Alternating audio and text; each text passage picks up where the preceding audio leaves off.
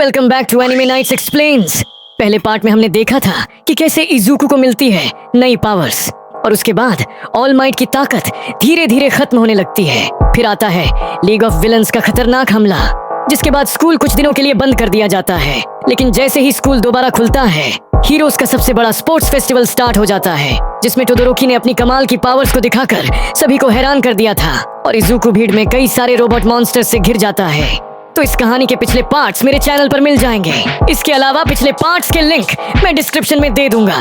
तो चलिए शुरू करते हैं इस कमाल की स्टोरी को। दूसरी तरफ स्टूडेंट्स के सामने और भी ज्यादा रोबोट मॉन्स्टर्स आ जाते हैं। वहीं जो रोबोट्स टूट के गिरे थे, उनके नीचे एक स्टूडेंट फंस गया था। क्या वो मर जाएगा? क्या इस टेस्ट में लोग मरते भी हैं? तभी हम देखते हैं कि जो रोबोट के नीचे फंसा था वो किरिशिमा था। उस चिलगोजे ने जानबूझकर इन्हें तब फ्रीज किया जब ये ऑफ बैलेंस थे। अगर मेरी जगह कोई और होता तो वह मर चुका होता। तभी हम देखते हैं कि उस मलबे में एक और बंदा था जो कि टेत्सु है और उसका क्वर्क है स्टील, जिससे वह अपनी बॉडी को स्टील जितना मजबूत कर सकता है। इसके बाद वो दोनों ही वहां से आगे निकल जाते हैं नीचे।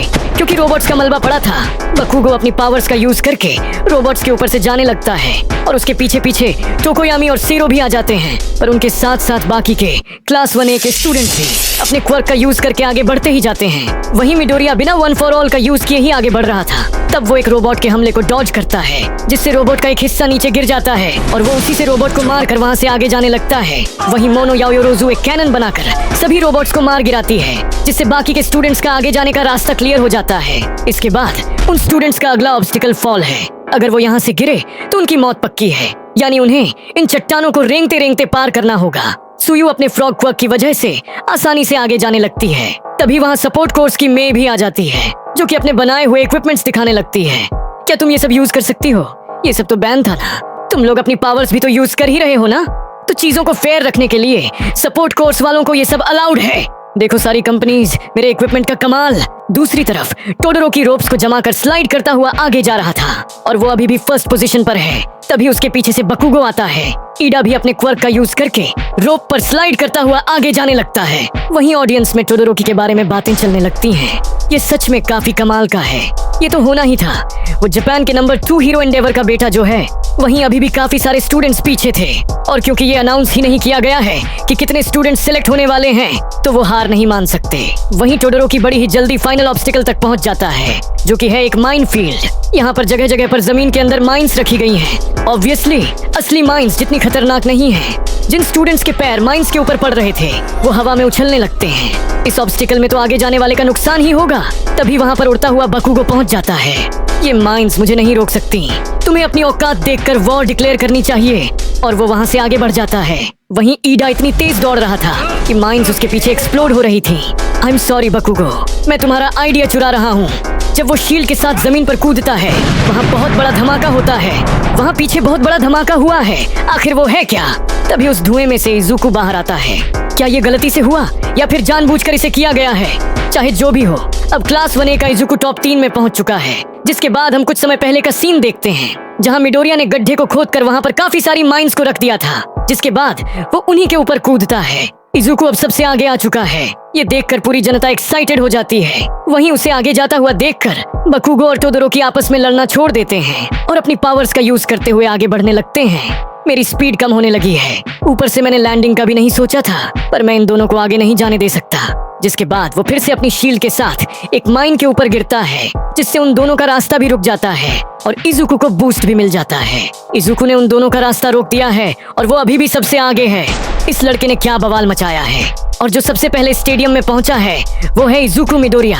अपने बच्चे को इतना आगे आता हुआ देखकर उसकी माँ खुशी के मारे रोने लगती है और पूरा स्टेडियम उसके लिए चीयर कर रहा था। वहीं इस फेस्टिवल को शिगाराकी भी देख रहा था। वहीं अपने क्वार्क को इतना ज्यादा यूज करने की वजह से बकुगो के हाथ में दर्द हो रहा था। मैं फिर से उससे हार गया। वहीं टोडोरोकी भी अब काफी ज्यादा थक चुका था। इसके बाद वहाँ उराराका आती है। तुमने तो कमाल कर दिया मिडोरिया, तुम पहले आए। उसके पास आते ही वो शर्मा जाता है। मैं पहला तो आया हूँ, पर वो सब लक था, बहुत भयंकर वाला लक। आगे स्टेडियम में मोनो याओयोरोजु आती है। ये सब कुछ कितना अनफेयर है। और हम देखते हैं कि उसके पीछे मिनेटा चिपका हुआ आया था। मुझसे बड़ा जीनियस दुनिया में कोई नहीं। इसके बाद मिडनाइट रिजल्ट अनाउंस करती है। ऑब्वियसली इजुकू फर्स्ट आया था, टोडोरोकी सेकंड और बकुगो थर्ड। जो टॉप 42 स्टूडेंट्स हैं वो नेक्स्ट राउंड में आगे जाएंगे, लेकिन जो नेक्स्ट राउंड के लिए सिलेक्ट नहीं हुए हैं उन्हें भी कुछ चांसेस मिलने वाले हैं। नेक्स्ट राउंड कैवलरी बैटल है। इसमें पार्टिसिपेंट्स 2 से 4 मेंबर्स की टीम बना सकते हैं। ये आम कैवलरी बैटल जैसा ही होगा, लेकिन स्टूडेंट्स को अपनी पोजीशन के हिसाब से पॉइंट्स मिलेंगे। 42वें वाले को 5 पॉइंट्स, 41वें को 10 और पहली पोजीशन वाले को 10 मिलियन। ये सुनकर सब लोगों की नजरें सीधे डेकू पर ही टिक जाती हैं, क्योंकि जो भी उसे हराएगा वो सीधा टॉप पर पहुंच जाएगा। पूरी टीम के टोटल पॉइंट्स का रश बनाना उनका राइडर अपने सर पर पहन के करेगा, और टीम जो भी बैंड को चुराएगी वो उसे अपनी गर्दन पर ही रख सकती है, और जिसके पास भी सबसे ज्यादा पॉइंट्स होंगे उसे पहली पोजीशन मिलेगी।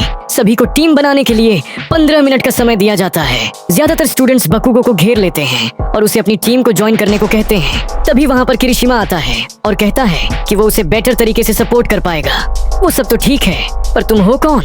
वहीं दूसरी तरफ इजुकू की टीम में कोई भी नहीं जाना चाहता था, क्योंकि जो भी उसकी टीम में होगा उसे सबसे ज्यादा रिस्क होगा। लेकिन तभी उराराका उसे ज्वाइन करने आती है, और साथ ही मे भी, और उनकी टीम का फाइनल मेंबर तोकोयामी है। टोडोरोकी की टीम में ईडा, मोनो याओयोरोजू और डेंकी हैं। इसके बाद एक एक करके सभी लोग अपनी अपनी टीम बना लेते हैं, जिससे वहाँ पर टोटल 12 टीम्स बनती हैं। मिडनाइट बैटल को शुरू कर देती है और लगभग सारी टीमें डेकू के बैंड के पीछे पड़ी होती हैं, पर मेई के डिवाइसेस और उराराका की पावर्स की वजह से वो उड़कर दूर चला जाता है। वहीं टोकोयामी अपनी शैडो की मदद से उन सभी को प्रोटेक्ट करता है। इसके बाद डेकू की टीम के ऊपर फिर से 2-2 टीम एक साथ हमला करती हैं, पर वो इस बार भी उन्हीं डिवाइसेस का यूज करके वहाँ से उड़ जाता है। लेकिन इस बार उड़ते हुए उनके ऊपर बकुगो हमला करता है, पर टोकोयामी फिर से सभी को प्रोटेक्ट कर लेता है, जिसके बाद सीरो बकुगो को वापस से अपनी पोजीशन पर लाता है। डेकू का प्लान बिल्कुल सिंपल है। वो टाइम खत्म होने तक सभी अटैक्स को डॉज करने वाला है। वहीं क्लास 1A के डेकू और टोडोरोकी की टीम को छोड़कर बाकी सभी टीम्स के पास 0 पॉइंट है, क्योंकि बाकी की सभी क्लासेस एक एक क्लास के स्टूडेंट्स को ही टारगेट कर रही हैं। तभी बाकुगो प्लान को चेंज करता है। वो डेकू को छोड़कर पहले बाकी की क्लासेस को ठिकाने लगाना चाहता है। अब बाकुगो का गुस्सा 7वें आसमान पर पहुंच चुका था और वो मोनोमा पर हमला करता है, लेकिन मोनोमा आसानी से उसके अटैक को डॉज कर लेता है। और हमें पता चलता है कि मोनोमा उन सभी के क्वर्क्स को कॉपी कर सकता है जिन्हें वो छूता है। लेकिन इसके बाद भी बकुगो फिर से उसके ऊपर हमला करता है और एक साथ काफी सारे बैंड्स निकाल लेता है, जिसकी वजह से वो अचानक ही टॉप 3 में पहुंच जाता है। लेकिन बकुगो फर्स्ट आना चाहता है और उसका बदला अभी पूरा नहीं हुआ था, तो वो मोनोमा की टीम से सारे के सारे बैंड्स ले लेता है। दूसरी तरफ टोडोरोकी डेकू तक पहुंच गया है। वो उसके 10 मिलियन पॉइंट्स लेना चाहता है, लेकिन उसके जैसी ही सोच कई और टीम्स की भी थी। सबके सब डेकू को ही हंट कर रहे थे। टोडोरोकी की टीम टेंकी की इलेक्ट्रिसिटी का यूज करके बाकी टीम्स को शॉक देती है, जिसके बाद वो उनके पैरों को फ्रीज करके अकेले ही डेकू की तरफ जाने लगते हैं। टोडोरोकी की टीम डेकू की चैरियट पर हमला करती है, लेकिन वो लेफ्ट में होकर उनके हमले से बच जाते हैं। तो अगली बार ईडा अपने टर्बो बूस्ट का यूज करता है, जिससे उनकी स्पीड इतनी ज्यादा तेज होती है कि डेकू की टीम को कुछ करने का मौका ही नहीं मिलता और टोडोरोकी को उसका बैंड मिल जाता है। तो टीम डेकू अपने बैंड को वापस लेने जाती है। डेकू अपनी पावर्स और एयर प्रेशर का यूज करके टोडोरोकी के हाथ को पीछे कर देता है और जो उसकी गर्दन में सबसे ऊपर बैंड था उसे छीन लेता है। लेकिन टोडोरोकी ने उन्हें उल्लू बना दिया था, क्योंकि सबसे ऊपर सिर्फ 70 पॉइंट वाला बैंड था। अब मैच खत्म होने में सिर्फ कुछ सेकंड्स ही बचे हैं। डेकू और बकुगो साथ में टोडोरोकी की तरफ उड़ते हुए जाने लगते हैं। टोकोयामी टोडोरोकी तक पहुंच जाता है, लेकिन वो उसके अटैक को डिफ्लेक्ट कर देता है और ऐसे ही टाइमर खत्म हो जाता है, जिसके बाद रिजल्ट्स अनाउंस किए जाते हैं। पहली पोजीशन पर टोडोरोकी की टीम है, बकुगो की टीम सेकंड प्लेस पर है, तीसरी पोजीशन पर शिन्सो की टीम है और चौथी पर डेकू की टीम पहुंची है, क्योंकि जब लास्ट में टोकोयामी ने उनके ऊपर हमला किया था उसने अपनी शैडो की मदद से 500 से ज्यादा पॉइंट्स वाला बैंड ले लिया था। लंच के दौरान टोडोरोकी इजुकू से बात करने जाता है। ऑल माइट, और तुम्हारी पावर्स काफी सिमिलर हैं, क्या तुम उसके नाजायज बेटे हो? नहीं, ऐसा नहीं है, और अगर होता भी तो मैं तुम्हें क्यों बताता? नहीं, मुझे यकीन है कि मैं उसका बेटा नहीं हूँ यार। दूसरी तरफ हम एंडेवर और ऑल माइट को देखते हैं। तुमने तो अपने बेटे को बहुत अच्छे से ट्रेन किया है, क्या मुझे भी कुछ टिप्स मिलेंगी? मैं भला तुम्हें कुछ क्यों बताऊंगा? अभी भले ही वो बगावत पर है, लेकिन एक दिन वो तुमसे भी ज्यादा ताकतवर बनेगा। तुम आखिर कहना क्या चाहते हो? दूसरी तरफ टोडोरोकी इजुकू को बता रहा था कि उसका बाप हमेशा ही ऑल माइट को हराना चाहता था, लेकिन सारी जी जान लगाने पर भी वो कभी नंबर 1 हीरो नहीं बन सका। तो उसने दूसरा प्लान बनाया कि वो अपने बच्चों से अपना सपना पूरा करवाएगा। उसने मेरी माँ से सिर्फ इसलिए शादी की क्योंकि उनके पास फ्रीज क्वर्क था, जिससे अगर उनके बच्चे होते तो वो फायर यूज करते हुए अपनी बॉडी के टेम्परेचर को कंट्रोल कर पाते। मेरी माँ हमेशा ही रोती रहती थी। उन्होंने मुझसे कहा था कि मेरा लेफ्ट साइड अभिशाप है, और ऐसा उन्होंने मुझ पर उबलता हुआ पानी फेंकते हुए कहा था। मैं अपने फादर के क्वर्क को यूज किए बिना इस टूर्नामेंट को जीत कर दिखाऊंगा। इसके बाद फाइनल फाइट की अनाउंसमेंट होती है, जहां टोटल 16 स्टूडेंट्स पार्टिसिपेट करने वाले हैं, जिनमें वो सभी लोग 1 vs 1 फाइट्स करेंगे और उनके ओपोनेंट्स लॉट से डिसाइड होने वाले हैं। 2 स्टूडेंट्स पार्टिसिपेट करने से मना कर देते हैं क्योंकि शिंसो दूसरों को कंट्रोल कर सकता है, तो उन्हें ये काफी अनफेयर लगता है। मिडनाइट उनके रिफ्यूज को एक्सेप्ट कर लेती है और कहती है कि जो स्टूडेंट्स बाहर गए हैं उनकी जगह टेत्सु की टीम के स्टूडेंट्स लेंगे, जिसके बाद फर्स्ट राउंड के मैचेस डिसाइड हो जाते हैं। इजुकु देखता है कि अगर वो और टोडो अपने अपने मैच को जीत जाएं, तो अगले राउंड में उन दोनों की ही फाइट होगी। इसके बाद सेमेंटोस अपनी पावर का यूज करके स्टूडेंट्स के लड़ने के लिए वहां अरीना बना देता है। सबसे पहली फाइट शिंसो और डेकू के बीच में होती है। रूल्स के हिसाब से अगर वो जीतना चाहते हैं तो उन्हें अपने ओपोनेंट को अरीना से बाहर फेंकना होगा या फिर उसे नॉकआउट करना होगा। सेमेंटोस मैच का रेफरी है। मैच के शुरू होते ही शिंसो डेकू की इंसल्ट करने लगता है, और जैसे ही वो गुस्से में आकर रिस्पॉन्ड करता है, उसकी बॉडी अचानक से ही रुक जाती है। शिंसो इसी मौके का इंतजार कर रहा था। वो इजुकु को अरीना से बाहर जाने का ऑर्डर देता है, जो सुनकर इजुकु वहां से जाने लगता है। शिंसो का क्वर्क ब्रेन वॉशिंग है। जब भी ओपोनेंट इसके सवाल का जवाब देता है, इसका क्वर्क एक्टिवेट हो जाता है। वहीं इजुकु अंदर से खुद को रोकने की कोशिश कर रहा था, लेकिन उसकी बॉडी के ऊपर उसका कोई कंट्रोल था ही नहीं। तभी उसे ओजीरो की बात याद आती है। जब उसे धक्का लगा था तो वो उसके कंट्रोल से बाहर आ गया था। तभी इजुकु को अपने सामने 7 लोगों की आंखें दिखती हैं और वो अपनी उंगलियों को मूव कर पाता है। वो उनकी फोर्स का यूज करके शिंसो के कंट्रोल से बाहर आ जाता है। यहाँ हुआ क्या? मैंने तो अपनी उंगलियों को नहीं हिलाया। शिंसो फिर से डेकू की इंसल्ट करने लगता है, ताकि जैसे ही वो रिस्पॉन्ड करे वो फिर से उसके कंट्रोल में आ जाए। लेकिन डेकू शिंसो पर अटैक करता है और उसे उठाकर जमीन पर पटक देता है, जिससे वो बाउंड्री के बाहर चला जाता है और इजुकु इस राउंड को जीत जाता है। वहीं जब शिंसो बाहर जाता है, जनरल स्टडीज के बाकी के स्टूडेंट्स उसकी तारीफ करते हैं, और साथ ही जो प्रो हीरोज देख रहे थे वो भी, क्योंकि उसका ये क्वर्क विलेंस को हैंडल करने में बहुत काम आएगा। वहीं शिंसो इजुकु से वादा करता है कि वो हीरो कोर्स में आकर रहेगा और सबसे बेहतर हीरो बनेगा। आगे रिकवरी गर्ल उसके हाथ को ठीक कर देती है। मुझे कुछ विजन दिखा था, उसमें मुझे 7 या 8 लोग दिखे। उनमें से एक की आंखें आपके जैसी दिख रही थी। ओह माय गॉड, ये सब कितना डरावना है। क्या देखा तुमने? क्या तुम भी नहीं जानते? इसके बाद अगला मैच टोडो का था, लेकिन रास्ते में उसका खड़ूस बाप एंडेवर खड़ा था। एंडेवर, मेरे रास्ते से हट जाओ। क्या अपने पिता से इस तरह बात की जाती है? लेकिन वो बिना उसकी बातों का जवाब दिए वहां से जाने लगता है। शोटो, तुमने अगर अपनी दूसरी पावर को यूज किया होता तो तुम आसानी से हर राउंड में फर्स्ट आते। तुम जितनी मर्जी कोशिश कर लो, तुम्हें एक दिन फायर को यूज करना ही पड़ेगा। मैच के शुरू होते ही सेरो टोडो को टेप में बांध देता है और उसे उठाकर अरीना से बाहर करने ही वाला था, लेकिन तभी टोडो उसके ऊपर अटैक करके उसके साथ साथ आधे स्टेडियम को जमा देता है, और क्योंकि वो हिल नहीं पा रहा था, मिडनाइट इस राउंड का विनर टोडो को डिक्लेयर कर देती है। इतनी जल्दी मैच के खत्म होने की वजह से सारी जनता हैरान हो जाती है। माफ करना, मैं गुस्से में था। जिसके बाद वो अपनी बर्फ को पिघलाने लगता है। अगला मैच क्लास बी की शियोजाकी और क्लास ए के डेंकी के बीच में होना है। डेंकी अपने अल्टीमेट मूव से उसके ऊपर हमला करता है, पर शियोजाकी अपनी वाइन्स की मदद से खुद को बचा भी लेती है और उसे पकड़ के टांग भी देती है और इस मैच को जीत जाती है। मोनोमा क्लास ए के बच्चों को चिढ़ाने लगता है। क्यों? क्लास ए के बच्चे तो अच्छे थे ना। ये क्या हुआ? कैसे हार रहे हो? तुम्हें तो हमारे चरण धोकर पीने चाहिए। तभी केंडो उसकी गर्दन पर मारकर उसे बेहोश कर देती है और क्लास ए से माफी मांगती है। अगला मैच ईडा और मेई के बीच होता है, लेकिन इस मैच को मेई अपने इक्विपमेंट्स को शो ऑफ करने के लिए यूज करती है। वो अपने कुछ गैजेट्स ईडा को भी पहनाती है। वो लगातार उसके अटैक्स को डॉज करती रहती है और अपने इक्विपमेंट्स के बारे में सबको बताती रहती है। और आखिर में जब उसके सारे इक्विपमेंट्स की डिटेल्स खत्म हो जाती हैं, वो खुद ही अरीना से बाहर चली जाती है और ईडा ऑटोमेटिक जीत जाता है। अगला मैच ओयामा और मीना के बीच में है। मैच के शुरू होते ही ओयामा उसके ऊपर लगातार अपने लेजर से हमला करता जाता है, पर ज्यादा लेजर यूज करने की वजह से उसके पेट में दर्द होने लगता है। इस मौके का फायदा उठाकर मीना अपना एसिड उसके बेल्ट पर फेंक देती है, जिसकी वजह से वो हजारों लोगों के सामने अपनी चड्डी में खड़ा था और मीना उसे एक पंच मारकर मैच जीत जाती है। और इस शर्मनाक हार के बाद छठा मैच टोकोयामी और मोमो याओयोरोजू के बीच में होता है। शुरू होते ही टोकोयामी अपनी डार्क शैडो से उस पर हमला करता है, जिसे मोमो याओयोरोजू अपनी शील्ड से ब्लॉक कर लेती है, पर टोकोयामी के लगातार हमले की वजह से उसकी शील्ड उसके हाथ से नीचे गिर जाती है। लेकिन ऐसा होते ही वो एक और शील्ड बना लेती है, पर तभी टोकोयामी उस पर हमला करना बंद कर देता है। मुझ पर अटैक करना क्यों बंद कर दिया? अब तो मेरी बारी है। लेकिन तभी मिडनाइट अनाउंस करती है कि मोमो याओयोरोजू अरेना से बाहर हो चुकी है, यानी इस मैच को टोकोयामी जीत चुका है। अगला मैच टेत्सु और किरिशिमा के बीच होता है। उन दोनों की पावर्स एक जैसी हैं, तो जब वो एक दूसरे पर हमला करते हैं दोनों एक साथ ही नीचे गिर जाते हैं, जिसकी वजह से इस मैच को ड्रॉ डिक्लेयर कर दिया जाता है। पर जब वो वापस से होश में आएंगे तब उनके बीच में विनर डिसाइड किया जाएगा। वहीं वेटिंग रूम में जब उराराका बकुगो को देखती है वो उसे देखकर डर जाती है। उस बेचारी की डर के मारे बुरी हालत है क्योंकि उसका मैच बकुगो के साथ है। तभी वहाँ पर इजुको भी आता है और उसे नोटबुक देते हुए कहता है, इसमें तुम्हारी पावर्स को बकुगो के खिलाफ यूज करने का प्लान है। लेकिन उराराका उस पर डिपेंड नहीं होना चाहती और बिना उसे देखे वहाँ से चली जाती है। जिसके बाद शैतान की औलाद बकुगो और मासूम प्यारी सी उराराका दोनों अरीना में पहुंच जाते हैं। तुम अगर चाहो तो अभी सरेंडर कर सकती हो, बकुगो कहता है। लेकिन उराराका पीछे नहीं हटती। ईडा इजुको से पूछता है कि वो कौन सा प्लान बताने वाला था। इजुको बताता है अगर उराराका उसे एक बार छू ले तो वो आसानी से इस मैच को जीत सकती है, लेकिन इसके लिए उसे उसके करीब पहुंचना होगा। मैच स्टार्ट होते ही उराराका उसकी तरफ बढ़ने लगती है, लेकिन बकुगो अपने राइट हैंड से उसके सामने ही ब्लास्ट कर देता है। वो फट गई, लेकिन जब सारा धुआं शांत होता है हम देखते हैं कि उराराका सही सलामत थी।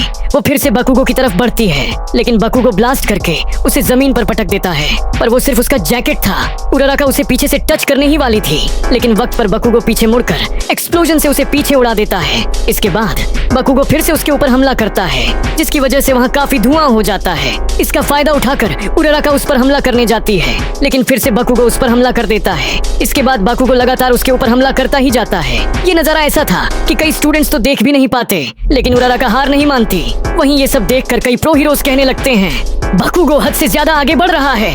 वो जब चाहे मैच को खत्म कर सकता है, लेकिन वो जानबूझकर उसे बुली कर रहा है। ओए सेमेंटोस, तू मैच को खत्म क्यों नहीं कर रहा? सच कहूँ तो बुरा तो मुझे भी लग रहा है। अगर तुम्हारी सोच प्रो हीरो बनकर भी यही है तो तुम्हें घर पर बैठना चाहिए। कौन कह रहा है कि वो हद से ज्यादा बढ़ रहा है? उसे अपनी ओपोनेंट की ताकत का एहसास है, इसलिए वो जीतने के लिए वो सब कुछ कर रहा है जो वो कर सकता है। ये चीजें बकुगो को नहीं दिख रही, ये तो समझ में आता है, पर प्रोस को तो शर्म से मर जाना चाहिए। तभी हम देखते हैं कि उराराका ने जानबूझकर बकुगो से लगातार हमला करवाया और वो फाइट के दौरान टूटे हुए पत्थरों को कलेक्ट कर रही थी। अब वही पत्थर बकुगो के सिर पर हवा में तैर रहे थे और अगले ही पल वो सारे के सारे बकुगो के ऊपर गिरने लगते हैं। उराराका भी उसकी तरफ तेजी से बढ़ती है और वो उसे छूने ही वाली थी।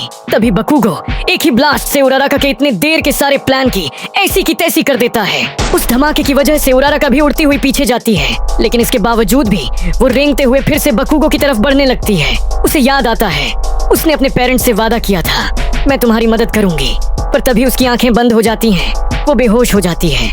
मिडनाइट आती है और बकुगो को विनर डिक्लेयर कर देती है। बेचारी उराराका हार गई और हाँ, बकुगो अगले राउंड में पहुंच जाता है। अगर तुम कमेंट्री कर रहे हो तो ढंग से करो। वहीं दूसरी तरफ इजुको गलती से टोडोरोकी के पिता एंडेवर से मिल जाता है। तुम पिछले मैच में बहुत अच्छे से लड़े, तुम्हारा क्वर्क ऑल माइट जैसा ही है। ये सुनकर इजुको बस चुपचाप वहाँ से जाने लगता है। ऑल माइट को हराना मेरे बेटे टोडोरोकी की ड्यूटी है। मैं उम्मीद करता हूँ कि तुम उसे एक अच्छी फाइट दोगे। इजुको बोलता है, मैं ऑल माइट नहीं हूँ और टोडोरोकी आपका बेटा है, आप नहीं। फिर वो वहाँ से चला जाता है। मैच शुरू होने से पहले उराराका वापस से स्टेडियम में आती है, जहाँ ज्यादा रोने की वजह से उसकी दोनों आंखें सूज रखी हैं। इसके बाद सेकंड राउंड का पहला मैच अनाउंस किया जाता है, टोडोरोकी वर्सेस मिडोरिया। दूसरी तरफ उसकी माँ अपने घर को खुशियों के आंसुओं वाले टिश्यू से भर देती है। मैच स्टार्ट होते ही टोडोरोकी अपना यूजुअल आइस अटैक करता है, लेकिन इजुको सिर्फ एक फिंगर से ही उसकी पूरी आइस को तोड़ देता है। जैसा मैंने सोचा था, वो मुझे रोकने के लिए खुद को इंजर्ड कर रहा है। इसके बाद टोडोरोकी फिर से आइस से हमला करता है। इजुको उसे ब्लॉक कर लेता है, लेकिन उसकी एक और उंगली टूट जाती है। मेरे पास 6 और मौके हैं, मुझे उतने में ही पता लगाना होगा कि मैं उसे कैसे हरा सकता हूँ। टोडोरोकी के हर अटैक को ब्लॉक करते करते इजुको अपने राइट हैंड की सारी उंगलियां यूज कर चुका था। अब टोडोरोकी आइस से रास्ता बनाकर इजुको की तरफ बढ़ता है, तो इजुको को अपने लेफ्ट हैंड की उंगलियों का भी यूज करना पड़ता है। टोडोरोकी के एक और अटैक से बचकर इजुको किसी तरह डॉज करता है, लेकिन तभी टोडोरोकी उसके पैरों को जमा देता है। अब कोई चारा नहीं बचा, इजुको अपने पूरे हाथ से अटैक करता है। ये हमला अब तक के सबसे ज्यादा पावरफुल अटैक्स में से एक था। टोडोरोकी अपनी आइस का यूज करके खुद को अरीना से बाहर जाने से बचा लेता है। इस मैसिव इम्पैक्ट से इजुको को बहुत ज्यादा दर्द होता है, लेकिन तभी वो नोटिस करता है कि टोडोरोकी ठंड से कांप रहा है।